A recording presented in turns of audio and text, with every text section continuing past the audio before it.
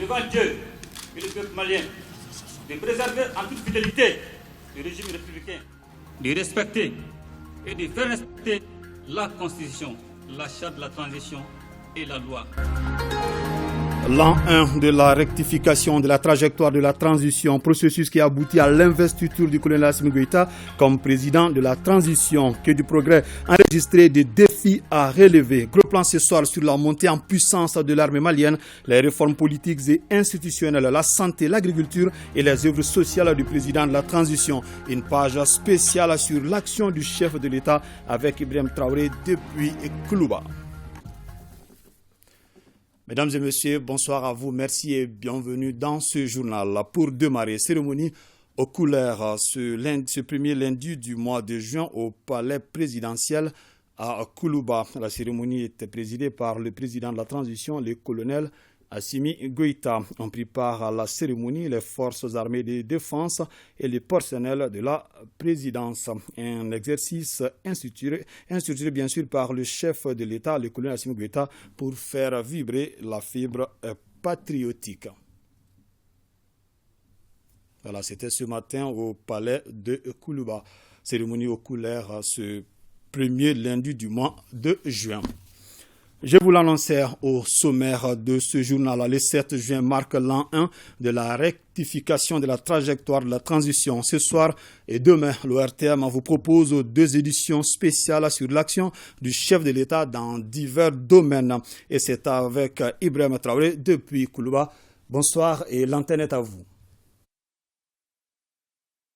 Fouseni Tunkara, bonsoir mesdames, messieurs, bonsoir, bienvenue à Koulouba, d'où, vous l'avez dit, nous ouvrons une page spéciale consacrée à l'an 1 de la rectification de la transition. Qu'est-ce qui a été fait ce soir? Nous nous intéressons à la défense et à la sécurité nationale, aux réformes politiques et institutionnelles, à la santé, à l'agriculture ou encore aux œuvres sociales du président de la transition. Mais d'abord, Yaya Konaté nous rappelle tout d'abord quelques faits marquants qui ont conduit à la rectification de cette transition. Tout a commencé le 24 mai 2021. Suivez. 7 juin 2021, le bateau Mali a un nouveau capitaine. Pour la deuxième fois en un an, le colonel Assimi Goïta prête serment devant la Cour suprême avec comme mission cette fois-ci de conduire le processus de transition à son terme. Je jure devant Dieu et le peuple malien de préserver en toute fidélité le régime républicain, de respecter et de faire respecter la Constitution, la charte de la transition et la loi. 2 semaines auparavant, précisément le 28 mai, la Cour constitutionnelle avait ouvert la voie à cette prestation de serment en constatant la vacance de la présidence de la transition, autorisant ainsi le vice-président d'alors à devenir président à la place du président démissionnaire. Mais comment en est-on arrivé là ? Le 24 mai 2021, la liste des nouveaux gouvernements vient d'être lue à la télévision nationale par le secrétaire général de la présidence de la République. Mais ce qui devait être le deuxième gouvernement conduit par le Premier ministre Mokhtar Ouane ne prendra jamais fonction. Les rumeurs font état dans les heures qui suivent de l'arrestation du chef de l'État et de son Premier ministre. La confirmation ne tardera d'ailleurs pas à venir dès le lendemain du palais de Koulouba à travers un communiqué de la vice-présidence de la transition. Bandao et Mokhtar Ouane sont placés hors de leurs prérogatives. De par le serment prêté, en même temps que le président de la transition est tenu par l'engagement patriotique pris devant le peuple malien ainsi que devant les forces de défense et de sécurité, le vice-président de la transition s'est vu dans l'obligation d'agir pour préserver la charte de transition et de défendre la République en vue de mettre hors de leurs prérogatives le président et son Premier ministre ainsi que toutes les personnes impliquées dans la situation. La CEDEAO entre en scène une nouvelle fois. Elle exige la libération des dirigeants détenus, mais son émissaire assistera plutôt à leur démission le 26 mai. Le commun des Maliens apprendra par la même occasion que la composition du gouvernement Mokhtar Ouane II aura sans doute été la goutte d'eau qui a fait déborder un vase déjà trop plein. Le président de la transition, M. Bandao, et le Premier ministre Mokhtar Ouane ont démissionné. Le président a démissionné de toutes ses charges et avec toutes les conséquences des droits, ainsi que le chef du gouvernement. Donc ces démissions font déjà suite à une série d'événements qui avaient empêcher le fonctionnement normal de la transition. Donc il y avait des différends profonds, tant sur la forme que sur le fond, pour ce qui concerne le fonctionnement de la transition. Donc c'est pour cela que finalement, M. Bandao, président de la transition, a présenté sa lettre de démission.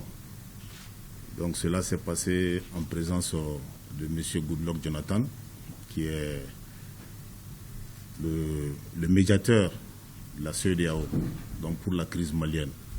Et il était accompagné d'une forte délégation. Dans la foulée de sa prestation de serment, le 7 juin 2021, le président Assimi Goïta nomme comme Premier ministre le Dr Choguel Kokala Maïga.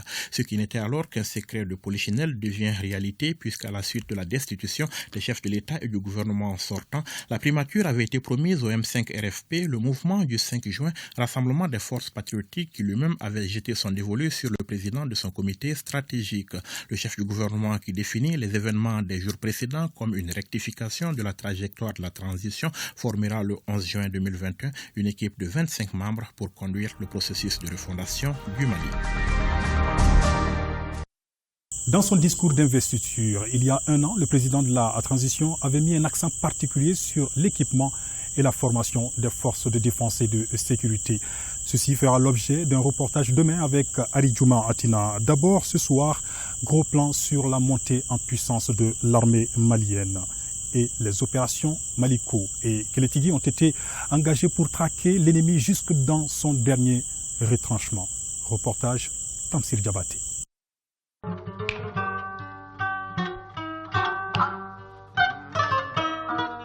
Lorsqu'un militaire est conscient que sa patrie est en danger, la nuit devient longue pour le sacrifice ultime au nom de la patrie. Ainsi, la montée en puissance des forces armées maliennes se confirme à travers des stratégies de riposte qui changent la donne sur le théâtre des opérations.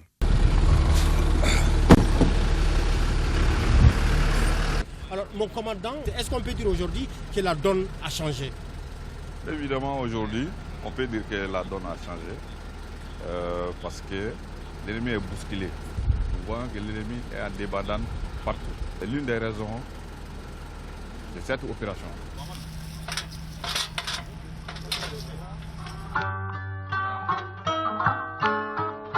Le chef suprême des armées, colonel Assimi Goïta, a ainsi opté pour une armée offensive en procédant à la mise à jour du logiciel. En réalité, il était apparu clairement que c'est le logiciel même du système de gouvernance de l'État qu'il fallait changer. Doit-on continuer à administrer les mêmes remèdes à un malade sans diagnostic minutieux? Assurément non. C'est depuis la colline du pouvoir à l'état-major général des armées jusqu'aux bases opérationnelles que la montée en puissance des FAMA se dessine et se concrétise et intervient de ce fait dans un contexte d'affirmation de la souveraineté nationale. Oui, la nouvelle donne, c'est d'avoir une armée offensive avec des stratégies militaires, cette fois-ci 100% FAMA, d'où la naissance des opérations Kélétigui et Maliko, une conception de la hiérarchie militaire pour faire face aux défis sécuritaires. Il s'agit, à travers ces opérations, de mieux structurer la collaboration et renforcer la synchronisation entre les forces armées maliennes. C'est là pour combattre les groupes armés terroristes au centre, tout comme au sud jusqu'à la zone des 3 frontières. Et le ministre en charge de la Défense réaffirme sans embâche la montée en puissance des forces armées maliennes. Aujourd'hui, notre armée nationale est capable d'opérer en toute autonomie sans demander de l'aide à qui que ce soit. Les Maliens peuvent aujourd'hui être fiers de leur armée. Les autorités de la transition ont la ferme intention de poursuivre cette sécurisation. En janvier 2022, nous sommes dans le Ouagadougou, à la frontière Mali-Mauritanie, embarqués par les FABA à la faveur d'une vaste opération dite Kélétigui. Lancée contre les terroristes. Une opération au cours de laquelle des terroristes ont été neutralisés. D'importantes quantités d'armes et de munitions de l'ennemi saisies ou détruites. Bref, elle a permis de libérer la zone des mains des terroristes qui demeuraient les maîtres des lieux. L'opération Kélétigui, de sa conception en décembre 2021 à son opérationnalisation, a sans nul doute enregistré de bons résultats sur le théâtre des opérations. À noter que l'opération Kélétigui a été conçue pour renforcer celle de Madiko. Aujourd'hui, ces deux opérations coordonnent les combats contre les terroristes sur l'ensemble du territoire national. Des opérations qui s'étendent de Nara à Bamajou, en passant par Kola, Naouleni, Madina Silla, Mourouja jusqu'à Banamba. Et d'ores déjà, l'impact de l'opération Kélétigui est visible dans le fuseau nord et sud à travers la libre circulation des personnes et de leurs biens. Mieux, le vent de la stabilité semble souffler. Moi, je vois quand même que vraiment il y a beaucoup de dynamisme, il y a beaucoup de changements. Parce qu'il y a eu des moments, en réalité, nous, on ne dormait pas ici. Mais aujourd'hui, nous, on dort bien. À partir de Banamba, la croisade contre les terroristes continue dans la zone office du Niger, entre Sogolon, Djabali en passant par Farabougou. Ici, les opérations se veulent tactiques et solides. Solides, oui, parce qu'elles sont menées par des centaines d'hommes, des hélicoptères de combat et des véhicules blindés mobilisés avec à leur tête des officiers maliens.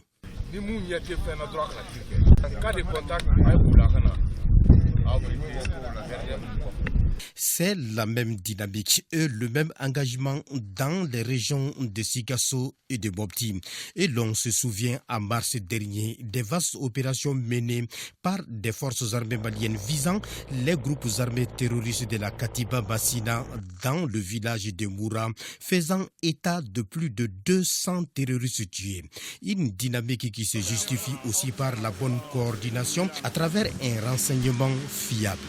Il n'y a pas de problème, c'est au maximum dans 30 minutes et avant le tir, on va vous aviser.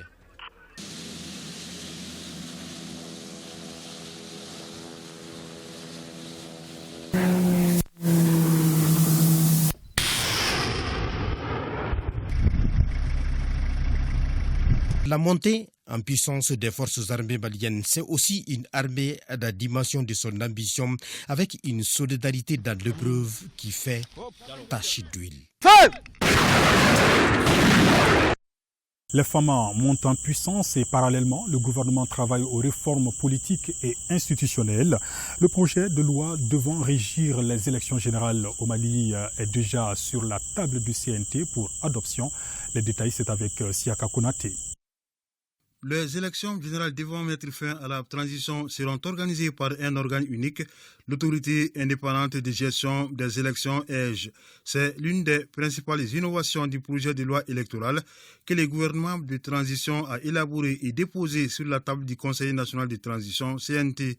L'EGE s'occupera désormais de l'organisation matérielle, de la supervision des élections, de la gestion du fichier électoral, entre autres. C'est le regroupement des missions que les trois structures exerçaient. Les missions de l'administration territoriale en matière électorale, les missions de la DGE, qui s'occupait du fichier électoral et tout, de la gestion du financement des partis politiques, et puis les missions de la CENI, qui étaient seulement limitées à la supervision. On a regroupé ces missions et puis on a renforcé avec les missions traditionnelles que une autorité administrative indépendante peut exercer, parce que c'est ce statut qu'on a conféré à l'organe, à l'EGE. C'est un organe technique donc qu'on a choisi de mettre en place. Ça ne veut pas dire que la société civile ou les partis politiques sont mis de côté. Que non. À l'intérieur de l'organe unique de gestion, il y a un cadre de concertation qui est prévu, qui sera animé par les partis politiques, la société civile et les administrations concernées. Donc ils sont toujours consultés et ce cadre-là est activé chaque fois que de besoin. Autre innovation de taille, les résultats des élections seront proclamés par l'EGE. On a dénoncé la Cour constitutionnelle, mais dans le format actuel, on se limite au respect de la Constitution actuelle, avec dans la perspective que lorsque la réforme de la Constitution va se faire, on va élaborer la nouvelle Constitution, les pouvoirs de proclamation des résultats qui sont conférés actuellement à la Cour constitutionnelle vont être repris et relogés au niveau de l'organe unique de gestion. Des projets de loi électorale autorisent les Maliens établis à l'extérieur à se présenter aux élections législatives qui seront organisées en un seul tour avec les scrutins proportionnels. On a aussi mis à l'intérieur la représentation proportionnelle qui se faisait déjà depuis longtemps au niveau communal et qui a toujours marché sans poser de problème. Maintenant, on a injecté ce mode de scrutin également pour les législatives. On va faire seulement un seul tour au lieu de 2 tours. Et ça fait également beaucoup d'économies à ce niveau. Les citoyens auront la possibilité de présenter des candidats à travers le système de parrainage. Nous avons voulu jouer à l'intérieur de la loi pour amener les citoyens et les électeurs à avoir un plus grand intérêt pour les élections, notamment par l'institution du parrainage citoyen, qui est une autre option qu'on met à côté du parrainage des élus, c'est-à-dire les députés et les conseillers qui peuvent parrainer un candidat pour lui permettre de se présenter. Maintenant, on a donné, à travers cette innovation, un pouvoir politique aux citoyens, un certain nombre de citoyens, de par leur signature, qui peuvent présenter directement un candidat à l'élection. Le citoyen n'aura plus besoin de carte d'électeur pour accomplir son devoir civique. Il pourra le faire avec la nouvelle carte d'identité biométrique sécurisée qui sera introduite au Mali. Cette carte est une carte sécurisée. Elle va de facto remplacer la carte NINA. Elle servira bien sûr de carte d'identité et servira aussi de carte d'électeur. L'autre avantage, cette carte elle sera faite à partir de la base de données RAVEC. En initiant ces innovations, les autorités de la transition espèrent organiser des élections crédibles, transparentes et acceptées de tous, donc éviter au Mali de nouvelles crises post-électorales et réduire considérablement les coûts des élections. Les autres réformes concernent l'élaboration d'une nouvelle constitution, la révision de la charte des partis politiques. Autre priorité du président de la transition, la santé des Maliens. Des efforts sont consentis pour améliorer le plateau technique des hôpitaux du pays. Baraki Ouattara a fait le tour de certains CHU pour voir qu'est-ce qui a été réalisé concrètement. Suivons son reportage. Les autorités de la transition font renaître l'espoir dans le système sanitaire malien. Sur orientation du président de la transition, le colonel Assimi Goïta, la ministre de la Santé et du Développement social, Djeminatou Sangaré, en une année, a fait ses preuves pour offrir à la population des soins de qualité. Au rang des initiatives, l'amélioration des plateaux techniques des hôpitaux à travers l'installation de nouveaux appareils et équipements de dernière génération, des dons d'ambulances, la réhabilitation de certaines unités, l'achèvement de la construction de certains centres de santé de référence à l'intérieur du pays. Nous avons eu à mener des actions, nous avons cherché à résoudre ces problèmes-là en tenant en compte la vision du président de la transition et du premier ministre chef du gouvernement de la transition qui est d'offrir à tous les Maliens au Mali un service de soins de qualité accessible géographiquement à tous et également à travailler sur un mécanisme de financement de la demande de soins et également que l'État vienne en aide aux personnes qui sont dans le besoin. Le président a offert des ambulances, des forages, ça continue jusqu'à présent, donc des forages au niveau de nos centres de santé. Nous avons reçu des ambulances, nous avons reçu un important lot d'équipements que nous avons mis à la disposition de nos structures à Bamako et à l'intérieur. Toutes les stratégies sont donc mises en place par le président de la transition pour atteindre l'objectif zéro évacuation. À travers les multiples visites de la ministre de la Santé dans les établissements hospitaliers, le constat est palpable. Au centre hospitalier universitaire d'odontostomatologie, le service d'imagerie médicale a été équipé d'un scanner ultramoderne de 2 radios numériques. Quant à l'hôpital de dermatologie de Bamako, il a bénéficié d'une nouvelle unité d'imagerie médicale munie d'un scanner de dernière génération. Il fallait chercher une ambulance, transporter des malades hospitalisés pour aller dans d'autres structures. Donc avec ce nouvel équipement, nous serons tout à fait satisfaits. Donc ce sera un double soulagement à la fois pour la population, mais également pour nous, travailleurs de l'hôpital de dermatologie de Bamako. Du côté du centre hospitalier universitaire Gabriel Touré, il est en train de faire peau neuve avec d'importants projets de rénovation, que ce soit au niveau des urgences, de la réanimation ou l'imagerie médicale. Chacun de ces services a connu une amélioration au niveau du plateau technique. On avait la vétusté des équipements. Depuis 2 ans, on est en train de remettre tous ces équipements-là neufs. La preuve en est que vous avez visité déjà certains services où tous ces équipements ont été changés. Notamment, on a vu les nouveaux blocs opératoires des urgences. Vous avez vu le service de réanimation. Vous avez vu également l'imagerie médicale. Ce n'était pas comme ça avant. Donc, il y a beaucoup d'efforts qui sont consentis de la part de l'État. À l'hôpital du Pont-Égée, la plus grande formation sanitaire du Mali et la dernière référence, des appareils ultramodernes pour les analyses d'échographie et même de mammographie ont été mis à la disposition de la structure. Le renforcement du plateau technique du centre hospitalier universitaire Bokar Sidi Sall de Kati, très connu pour sa prise en charge des accidentés et des blessés de guerre, constitue également des acquis de la transition. Avec les différentes visites de Madame la ministre, donc il y a des décisions qui ont été prises et il y a des acquisitions en cours pour pouvoir satisfaire ces besoins-là. Et déjà, depuis sa première visite, nous avons vu ce qui est en train d'être fait. Vous avez eu l'occasion de voir tous les différents services et partout c'est la même question cruciale des ressources humaines qui se pose. Et par rapport à ça, je crois que l'État est en train de prendre des dispositions. Un premier concours de recrutement a été fait, un éventuel concours, un deuxième autre concours est en cours de préparation avec les autorités. Mais nous sommes en train de travailler pour mobiliser les ressources humaines avec les nouveaux équipements que nous avons eus pour rehausser le niveau de nos recettes. À l'hôpital du Mali, de grands projets sont également en cours, notamment l'extension de l'hôpital, l'acquisition de nouveaux équipements. L'hôpital du Mali, depuis l'ouverture jusqu'à maintenant, on est avec des gros équipements qui sont quand même vestus maintenant et qui nous posent, dont la maintenance nous coûte excessivement cher. On peut citer le scanner et puis l'IREM. Quand on a fait le tour, elle nous a promis quand même de nous doter quand même ces équipements-là. Et à côté de cela, on est dans le processus d'acquérir d'autres équipements tels que l'accélérateur linéaire pour la prise en charge des malades souffrant du cancer. Et cet équipement aussi qu'on utilise présentement est très vieux. Et voilà, le processus est en cours. Et pour aussi, dans le cadre de l'extension de l'hôpital, la construction du nouveau bâtiment pour les hospitalisations va démarrer bientôt. Et on est aussi en projet de construire un complexe composé de blocs opératoires de stérilisation centrale et puis d'imagerie médicale avec des équipements de pointe. S'il s'agit de redorer le blason du secteur de la santé, Djemilatou Sangaré s'en sort bien. Au département de la santé, toutes les dispositions sont prises pour mettre en œuvre la réforme du système de santé qui prévoit l'érection des CCRF en hôpital du district.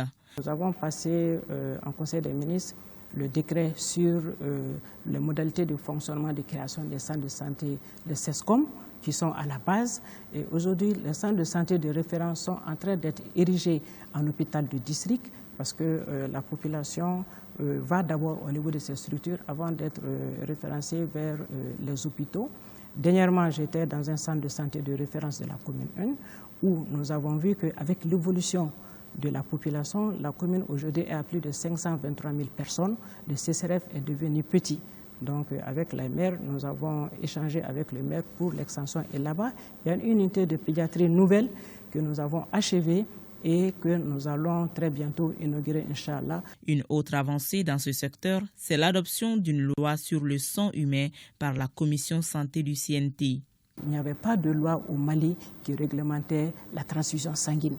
Donc c'est quelque chose qui est important dans le dispositif de santé.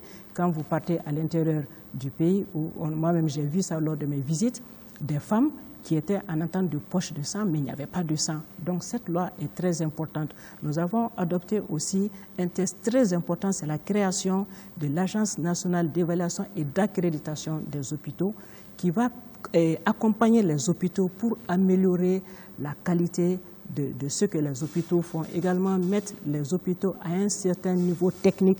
Nous allons mettre des normes, des indicateurs et cette agence-là va accompagner tous nos établissements à se mettre dans ces normes-là. L'opérationnalisation du régime d'assurance maladie universelle a RAMU, le renforcement des capacités des ressources humaines, le changement des lits de tous les établissements hospitaliers, l'informatisation des CCRF du Mali sont entre autres défis que la ministre Djeminatou se promet de relever. Près de 780 000 tonnes de coton, c'est ce que le Mali a enregistré cette année et permettant au pays de retrouver du coup sa première place en Afrique de l'Ouest. Ce résultat, selon les producteurs, est le fruit de l'engagement du chef de l'État aux côtés des producteurs du pays. Reportage d'Ougoufana Traoré. Le coton, c'est la principale ressource d'exportation du Mali après le métal jaune. Avec 778 000 tonnes de coton-graines produites au cours de la dernière campagne agricole, notre pays se place à nouveau en tête du peloton des pays producteurs d'or blanc en Afrique au sud du Sahara. Une prouesse de nos cotonculteurs rendue possible grâce à la vision du président de la transition, chef de l'État, le colonel Assimi Goïta, et de son gouvernement. En effet, les autorités de la transition ont placé le bien-être du monde rural en général et celui des producteurs de coton en particulier au cœur de leurs préoccupations. Il faut dire que la campagne précédente, marquée par un boycott de la culture de l'or blanc, avait fortement ébranlé la filière avec une chute drastique de la production estimée alors à 150 000 tonnes. Une situation qui a entraîné aussi une insécurité alimentaire et des tensions au niveau des différentes filiales de la CMDT et de l'OHVN. Trouver une solution rapide et durable aux maux qui menaient la filière coton était devenu dès lors un impératif. C'est ainsi que les autorités de la transition ont pris à bras le corps la question. Un nouveau PDG de la CMDT a été nommé avec comme mission de mettre tout en œuvre pour que la filière coton retrouve ses lettres de noblesse. Pour pouvoir amener la calmie au niveau du monde rural, ce qui a été fait, les conclusions, la mise en place d'un bureau provisoire, et ça c'est l'œuvre personnelle du président de la transition qui s'est beaucoup investi pour que nous puissions mettre en place ce bureau parce que c'était la demande essentielle des producteurs. Ensuite, en ce qui concerne les incitations pour ramener les paysans dans les champs, il y a d'abord, nous avions hérité d'un important montant d'arriérés des subventions qui se chiffrait à plus de 100 milliards et quelques. Et grâce à ces instructions et son implication personnelle, le gouvernement a payé à peu près 102 milliards, ce qui a permis d'assainir un peu la situation d'approvisionnement des intrants. Ensuite, il a, à travers le gouvernement, ramené la subvention à 11 000 francs à son niveau d'antan et augmenté le prix d'achat aux producteurs à 280 francs de kilo, ce qui a vraiment motivé les producteurs.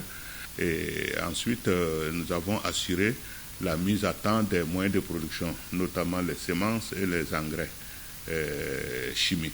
Et la combinaison de tous ces facteurs nous ont amené à cette production record. Mais au-delà de ça, je pense que le président de la transition s'est personnellement engagé dans le suivi de la campagne. En plus de 778 000 tonnes de coton-graines, la zone CMDT a également produit plus de 2 millions de tonnes de céréales. D'où la reconnaissance des autorités politiques et coutumières de Koutiala d'abord, ensuite celle des populations de l'ensemble des zones cotonnières du Mali qui ont salué l'engagement personnel du chef de l'État dans l'atteinte de ces résultats. Cela se traduit notamment à travers la chaleur de l'accueil réservé au président Goïta en visite dans la capitale de l'or blanc le 19 mars dernier.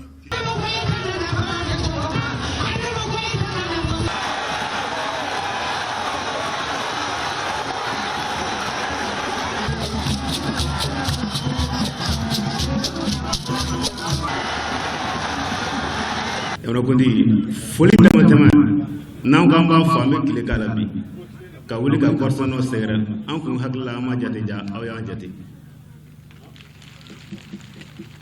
an b'a fɔ ɲɛna bi an sewalen don an kɔntannen don. Le gouvernement de la transition, pour assurer la relance de la culture du coton, a consenti de gros efforts. Il s'agit notamment du remboursement cumulé de 86,8 milliards de francs CFA sur le montant total de 109 milliards d'arriérés de subventions des engrais du système coton hérité des gouvernements précédents.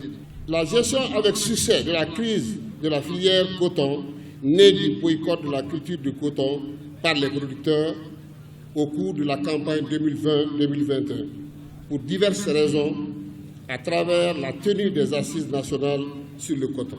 Très ému devant cette mobilisation inédite, le président de la transition, chef de l'État, s'est adressé aux cotonculteurs.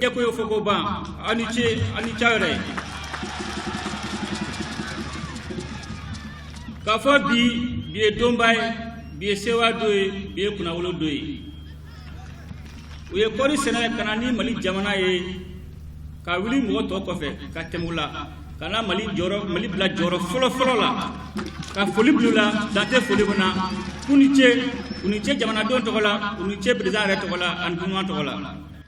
Qui veut aller loin ménage sa monture, dit l'adage. Un adage que semble faire douleur les autorités de la transition. Et si la CNDT a désormais un credo, nous rassure son PDG, le docteur Nangou Dambélé, c'est le travail de la sérénité en vue de maintenir la production record, conformément aux conseils et orientations des plus hautes autorités.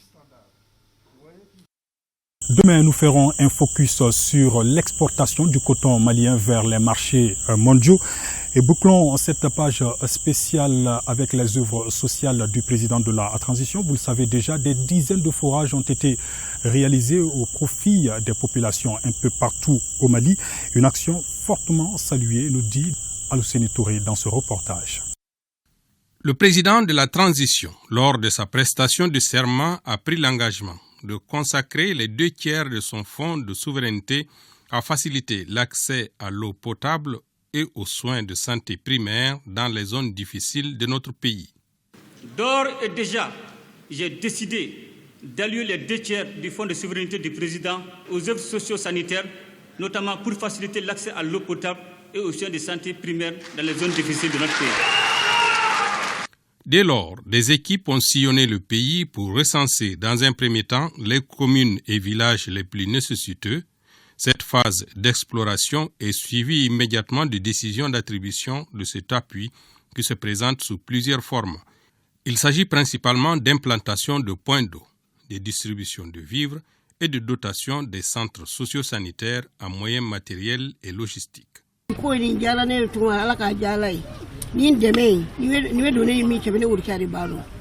Dieu seul sait combien cet appui me soulage. Je remercie le président de la transition et je prie pour la paix au Mali.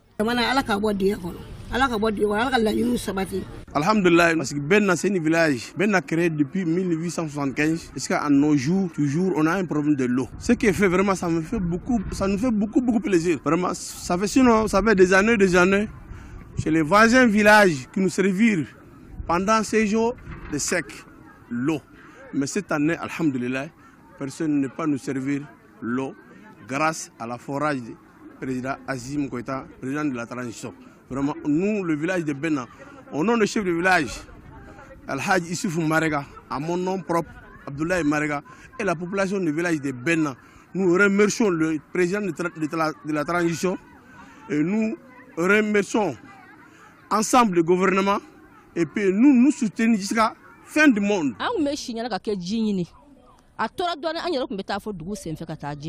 Les forages sont venus à un moment opportun car nous étions dans la pénurie d'eau. Avant, il fallait passer plusieurs heures pour accéder à l'eau. Nous remercions le président de la transition.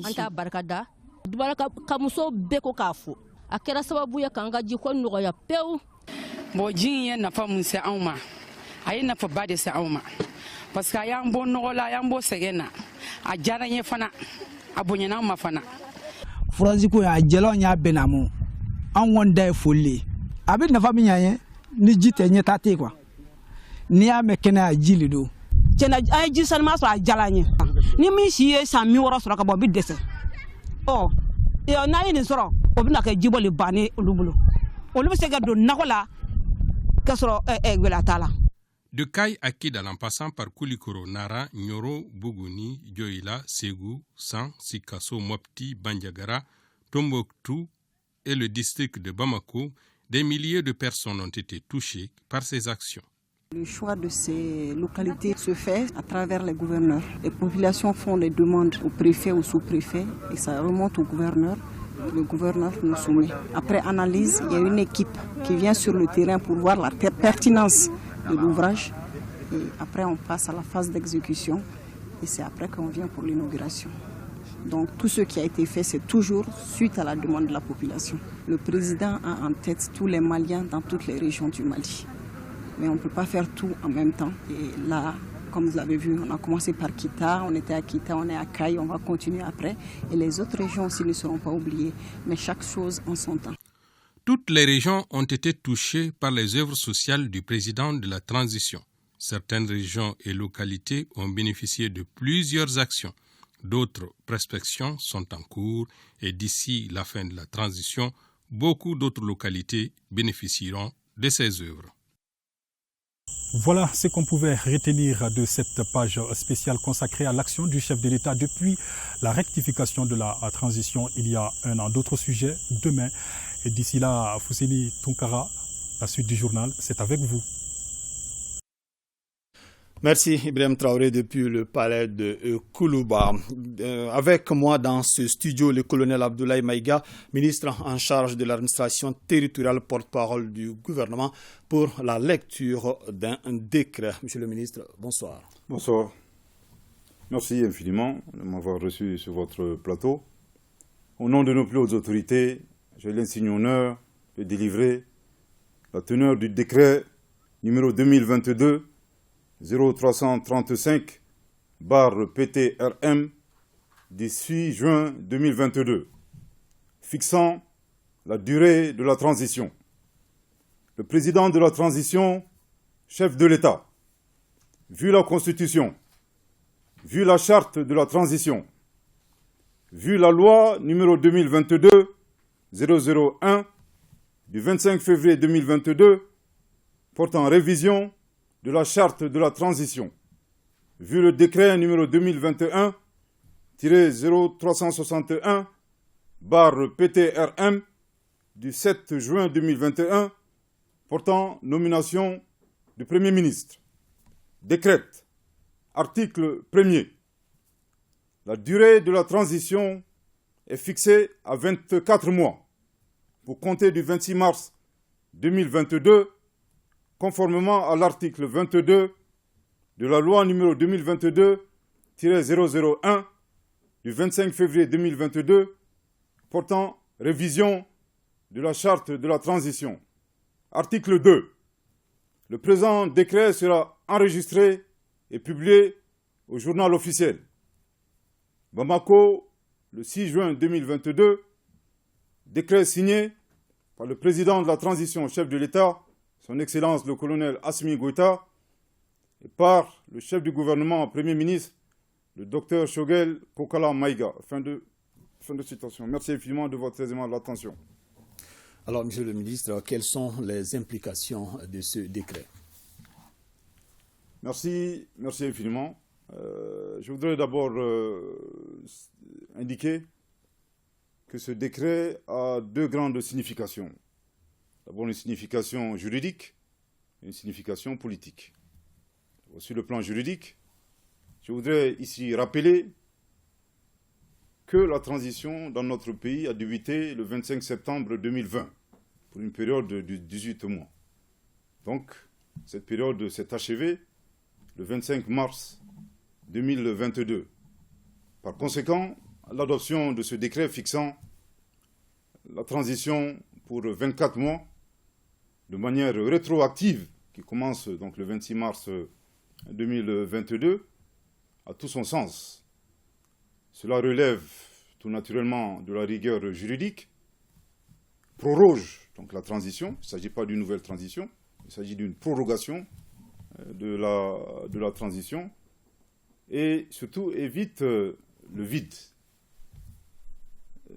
Un autre élément, en tout cas sur le plan juridique, il est important de préciser que cette prorogation implicite de la transition est prévue dans la charte révisée.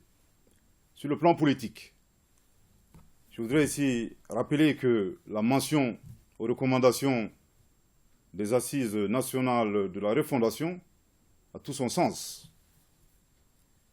Il vous souviendra que les délégués qui ont pris part à ces assises nationales de la transition ont fixé, bien entendu, une période de plancher de 6 mois pour la transition, une période de plafond de 5 ans. En adoptant le décret, le chef de l'État, président de la transition, son Excellence le colonel Assimi Goïta, prouve à suffisance sa ferme volonté de défendre les intérêts supérieurs du peuple malien, c'est-à-dire de mener un certain nombre de réformes politiques et institutionnelles avant l'organisation des élections. Alors, un autre message, bien entendu, sur le plan politique, je pense qu'ici il s'agit très clairement d'une réponse, vous savez, aux personnes qui accusent injustement les autorités de la transition de vouloir s'éterniser au pouvoir.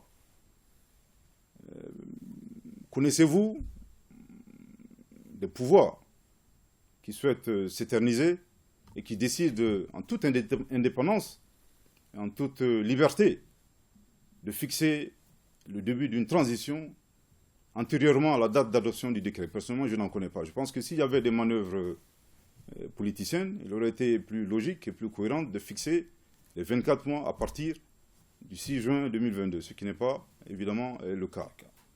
Alors, depuis le 26 mars 2022, quelles sont les actions majeures qui ont été réalisées dans le cadre des réformes politiques et institutionnelles? Merci infiniment. Il est important de rappeler que parmi les 516 recommandations des Assises nationales de la refondation, le gouvernement a décidé de choisir les actions les plus urgentes pour revenir rapidement à un ordre constitutionnel. Et parmi ces actions, évidemment, il y a l'adoption d'une nouvelle constitution, il y a la relecture de la loi électorale, ainsi que la relecture d'un ensemble de textes connexes relatifs aux élections. Aujourd'hui, on fait très clairement le constat que le comité indépendant de suivi et évaluation de la mise en œuvre des assises nationales de la refondation a été créé et le processus de nomination de ses membres est en cours. C'est d'autant plus important, en tout cas le chef de l'État et nos plus hautes autorités y tiennent pour que justement les engagements pris soient effectivement appliqués. Et dans la même veine, je voudrais ici rappeler qu'il y a juste quelques jours, donc le 1er juin 2022, le gouvernement a adopté le cadre stratégique pour la refondation de l'État, qui participe également dans la même dynamique d'appliquer un certain nombre d'actions urgentes durant cette phase de transition. Également l'adoption du projet de loi électorale par le gouvernement, qui a été transmis au Conseil national de la transition, qui l'examine en ce moment, également est une illustration parfaite, en tout cas, de ces avancées-là. Ce que je voudrais dire, au-delà de ces réformes politiques et institutionnelles, on ne peut pas occulter l'amélioration de la situation sécuritaire grâce à la montée en puissance de nos FAMA, qui est une source de fierté et qui est un fait tangible. Évidemment, sans ces avancées sur le plan sécuritaire, il serait illogique, en tout cas illusoire, de penser que les autres activités peuvent être mises en œuvre. En tout cas, la mise en œuvre serait totalement compromise, voire impossible. Alors, à quand le chronogramme détaillé des élections? Merci infiniment. Je sais qu'il y a beaucoup d'attentes concernant ce chronogramme. Mais à partir du moment où le décret fixant la transition à 24 mois pour compter du 26 mars 2022 a été adopté par nos plus hautes autorités, l'élaboration d'un chronogramme est fort aisée. En tout cas, sa publication est imminente. Nous espérons, en tout cas, nous attendons, Inch'Allah, l'adoption du projet de loi électorale par le Conseil national de transition. Et sans cela, il serait très difficile d'avoir un chronogramme précis. Je prends un exemple très simple, à titre illustratif. Vous savez, dans l'actuelle loi électorale, le délai de convocation du collège électoral est de 60 jours. Ensuite, quand vous regardez un peu le délai entre les deux tours de l'élection présidentielle, c'est un délai de 15 jours. À la demande de la classe politique, nous avons revu ce délai à la hausse. En tout cas, dans le projet de loi électoral aujourd'hui, ce qui est proposé, c'est d'avoir 90 jours pour convoquer le collège électoral avant les scrutins et d'observer une période d'un mois entre les deux tours des élections présidentielles. Donc évidemment, vous savez, ces délais ont un impact évidemment sur l'élaboration d'un chronogramme précis. Alors, avec l'adoption du décret que vous venez de lire, Monsieur le ministre, devrait-on craindre un regain de tension avec la CEDEAO? Absolument pas. Je voudrais ici dire qu'à aucun moment, nos plus hautes autorités n'ont jamais eu l'intention d'avoir une quelconque tension avec la CEDEAO ni aucun autre partenaire.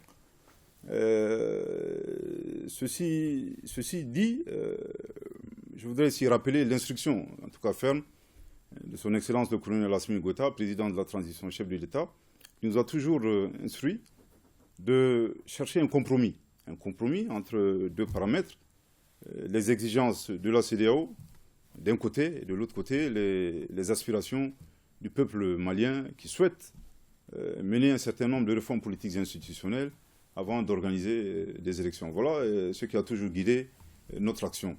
Je voudrais dire que je pense que l'adoption de ce décret le 6 juin 2022 est une preuve très éloquente de la volonté du dialogue de nos plus hautes autorités.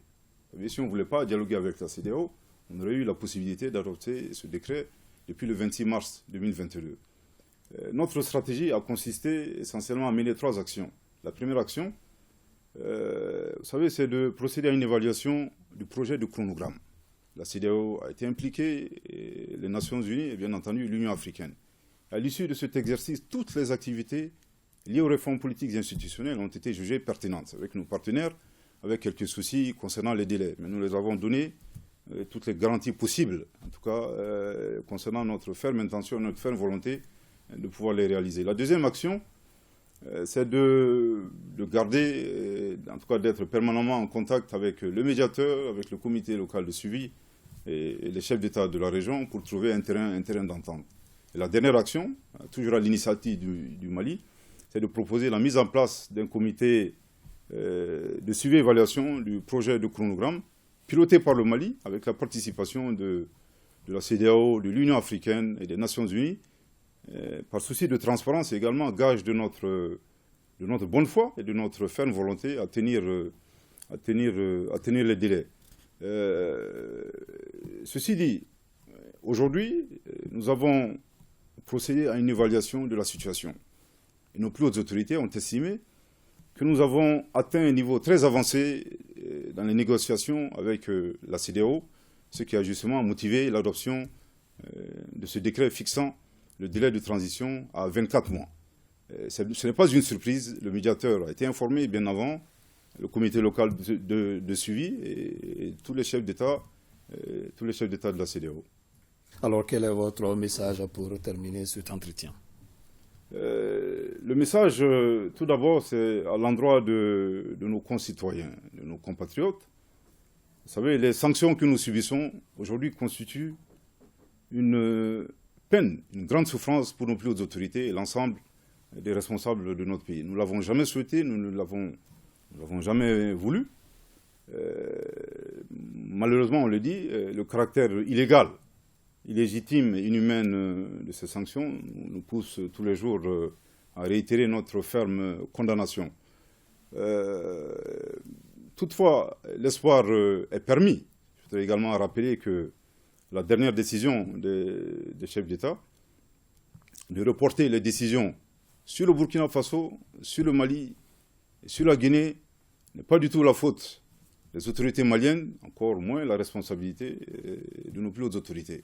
Et d'ailleurs, le rapport présenté par le médiateur lors de ce sommet va dans le sens de nos autorités, de nos plus hautes autorités, et démontre très clairement tous les efforts que nous avons déployés en vue d'arriver et de trouver un terrain d'entente avec la CEDEAO. Donc je voudrais dire à nos compatriotes que l'espoir est permis. Il ne fait aucun doute que la levée de ces sanctions est imminente. En tout cas, nous le souhaitons très, très rapidement. Juste un dernier message, c'est évidemment de serrer les rangs, de rester soudés autour de notre patrie et un souhait que Dieu bénisse notre pays, le Mali. Merci, Monsieur le ministre, porte-parole du gouvernement, pour ces précisions. Direction la primature où le Premier ministre a reçu cet après-midi les responsables du projet d'Aneutala Électronique, une entreprise franco-malienne qui va construire une maison d'assemblage d'ordinateurs portables et de tablettes ici à Bamako. Drissa Kone. Le projet d'Anoutala électronique qui va bientôt voir le jour au Mali est une maison d'assemblage des ordinateurs portables et de tablettes. Une première en Afrique de l'Ouest qui va non seulement être un support important au développement de l'éducation numérique, mais aussi renforcer la digitalisation de la formation professionnelle. Après avoir rencontré les départements en charge de l'éducation, de l'économie numérique, de l'emploi et de la formation professionnelle, de l'industrie et du commerce, les responsables de Danoutala électronique sont venus faire le point au chef du gouvernement. Donc on va commencer par installer une seule ligne d'assemblage qui sera à Niarela. Donc on a déjà le bâtiment et tous les équipements sont en train d'arriver. On espère pouvoir démarrer dès fin août, début septembre, la production des différents produits. Donc là on a à peu près 1000 personnes qui sont concernées, donc 1000 emplois qui sont concernés. Donc on a une capacité qui pourrait aller jusqu'à 600 000 tablettes et PC par an. Chaque Malien qui trouve du travail est une lueur d'espoir pour les autorités de la transition, dira le Premier ministre. D'où l'importance d'un tel projet qui s'avère gagnant-gagnant. Moi, je tenais à vous recevoir pour vous dire que l'accueil que les ministres vous ont réservé, vous venez de lui dire que vous avez des bonnes séances de travail avec eux. C'est le résultat des choix qu'on a fait aujourd'hui. Tout ce qui concerne l'emploi, même quand c'est 2 personnes, même quand c'est 1 personne, c'est toujours un chômeur de moins. A fortiori, lorsque d'emblée vous commencez par 200 emplois et qu'à terme vous pouvez employer 1000 jeunes, il nous appartenait d'y accorder l'importance qu'il fallait. Les responsables du projet Danoutala électronique repartent satisfaits après les propos du chef du gouvernement et ceux des différents ministres concernés par le dit projet. Ouverture ce matin ici à Bamako des travaux de la 2e session du Conseil économique, social et culturel en présence du chef du gouvernement Dr Choguel Kokala Maïga. Cette session qui va durer 2 semaines se penchera sur les problèmes et attentes des populations maliennes. Un document est attendu à l'issue des travaux dans lequel sera consigné les préoccupations. Au cours de la cérémonie d'ouverture, le président Yacouba Katile a appelé les Maliens à l'union sacrée autour des autorités de la transition. Le compte rendu la cérémonie d'ouverture avec Modibo Mariko. Au centre des travaux de la 2e session du Conseil économique, social et culturel, les préoccupations et attentes des populations maliennes. Des préoccupations recueillies après des tournées à l'intérieur comme à l'extérieur du Mali. Cette session aura ainsi, en l'espace de 2 semaines, à plancher sur... Premièrement, de communiquer sur les axes définis par l'émergence du Mali nouveau. Deuxièmement, d'informer sur les initiatives gouvernementales en faveur de nos concitoyens installés à l'étranger, loin de chez eux. Troisièmement, de recueillir leurs points de vue, les révisions de construction du Mali nouveau. Et quatrièmement, de travailler à fédérer davantage les intelligences et les énergies pour plus d'inclusivité dans les processus de refondation en cours dans notre pays. Des préoccupations et attentes qui feront l'objet de débats pour au finish en faire des orientations pour les décideurs. Mais au moment où s'ouvrent les travaux de cette session, notre armée est en train d'engager des victoires sur l'ennemi. Une montée en flèche saluée par le président du Conseil économique, social et culturel en ces termes. De l'Empire du Ghana, du Mali, des Songo et de la multitude des royaumes et chefferies, on nous enseigne que Tchébé Tchémine, Tchébé Tchéfara, Tchébé Tchémalo. Goulard Fama, où s'applique depuis des années cette vérité culturelle avant l'existence des organisations de défense des droits humains contemporains. Nous ne pouvons accepter un piroquet qui ne savent que répéter les inepties des ennemis. Que les femmes en fassent peur est certain, mais elles continuent leur mission patriotique avec l'appui matériel et la formation de nos vrais amis. Nous apprécions l'entreprise de construction de la paix qu'elles accomplissent au profit des populations. Une entreprise de construction qui se heurte malheureusement à des adversités aussi bien internes qu'externes, d'où cet appel du président Katile à l'endroit de ses concitoyens. La gravité de l'ère exigeait des rencontres pour qu'entre citoyennes et citoyens, maliens tout court, nous accordions nos réflexions, nos analyses pour faire face à une adversité par procuration imposée à la CEDEAO et à l'UEMOA. Nous réitérons ici, devant l'histoire, notre gratitude au président de la transition, au Premier ministre et à tous les gouvernements pour l'œuvre reçue de rédemption de la dignité et de l'honneur de la souveraineté du Mali. Partout, de nos régions aux pays africains, à ceux d'Europe et d'Amérique, les Maliennes et Maliens nous ont affirmé toute leur adhésion, leur sympathie au choix des dirigeants de la transition. D'abord, vous vous souviendrez qu'il y a un an, en cette même période, en tout cas juin-juillet, il y avait beaucoup d'incertitudes qui pesaient sur la transition.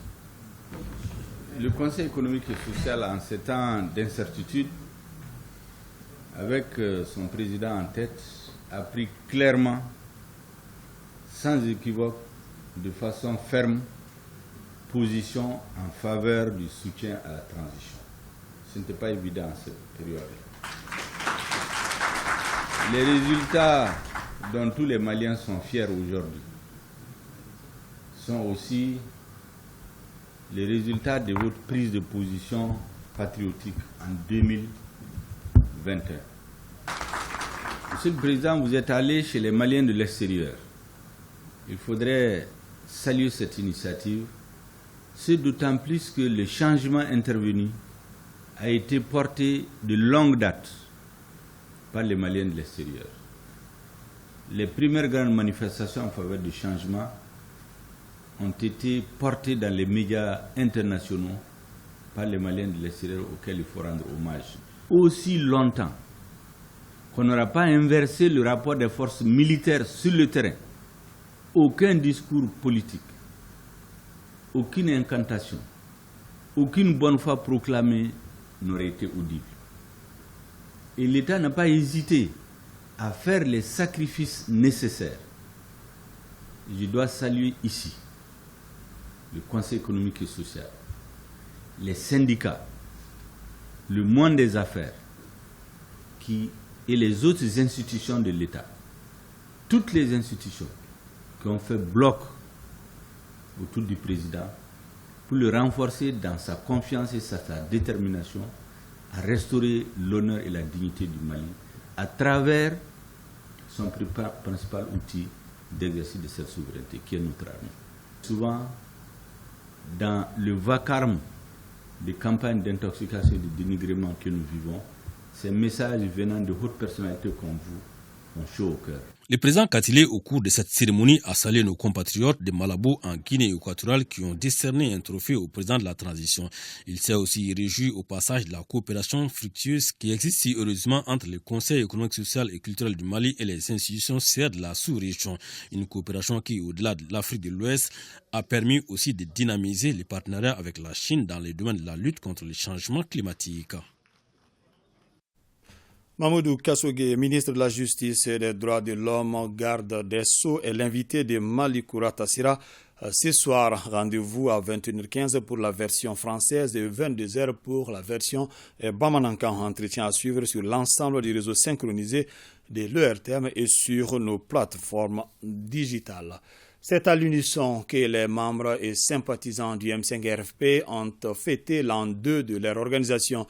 Placée sous les signes de la rectification de la transition, cette célébration a été une occasion pour le comité stratégique du M5-RFP de faire le bilan du chemin parcouru. Boubacar Bablin Touré. Il y a de ces dates qui marquent à jamais l'histoire d'une nation. Le 5 juin 2020 en est une, puisqu'elle rappelle un regroupement populaire dénommé M5-RFP, dont le seul but était de sauver la mère patrie d'un éventuel chaos. 2 ans après, l'occasion est opportune pour le comité stratégique de faire le bilan du chemin parcouru. Quand on fait le bilan aujourd'hui, personne de bonne foi ne peut nier aujourd'hui que du point de vue de la sécurité, la situation s'est nettement améliorée. Personne de bonne foi ne peut dire que la lutte contre la corruption et l'impunité a été laissée à côté.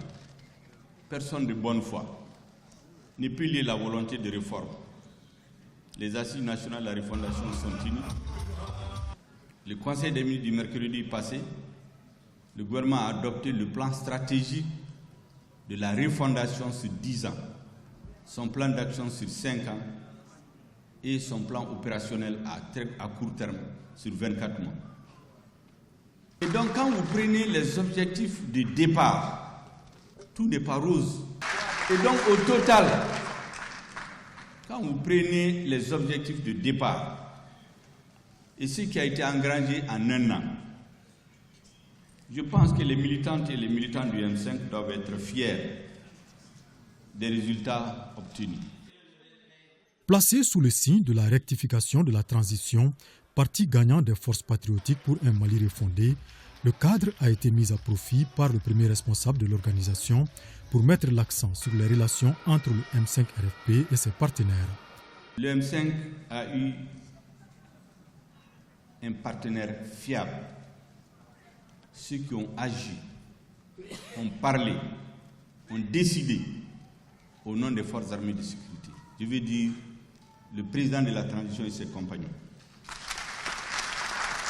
Le M5 ne peut pas réussir seul sans l'accompagnement du Conseil national de transition, avec à sa tête l'honorable colonel Malik Diaw. Ce deuxième anniversaire a été marqué par des allocutions sur les 10 points et 17 mesures du M5 RFP, la projection d'un documentaire qui retrace la vie du mouvement et le chant de l'hymne national en unisson.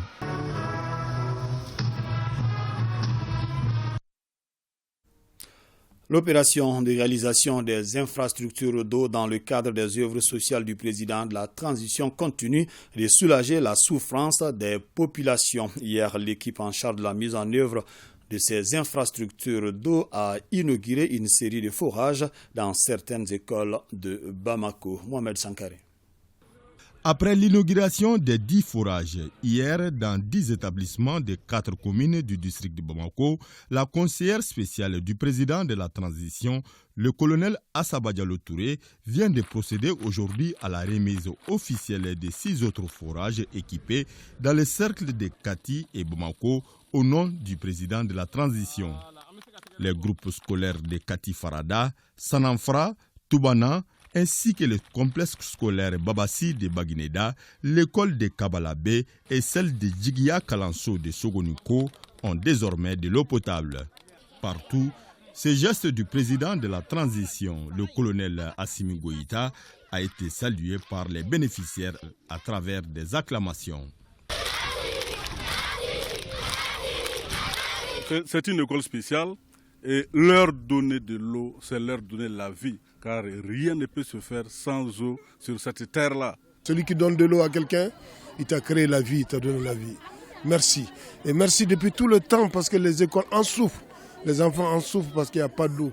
Et si vous faites ça, vraiment, nous sommes très heureux, très contents de cette eau. En offrant ces forages, le président de la transition veut mettre fin au manque d'eau potable au sein des établissements scolaires publics. C'est toujours pour donner de l'eau à ceux qui n'en ont pas. Et Dieu merci, aujourd'hui on a fait Kati, on a fait Baginda, Nyamakoro et nous voilà à Kalabankoro. Et on est très heureux parce qu'à la date d'aujourd'hui nous venons d'inaugurer 199 forages. Dieu merci. Et vivement pour l'inauguration du 200e forage du président de la transition en faveur des populations nécessiteuses du Mali.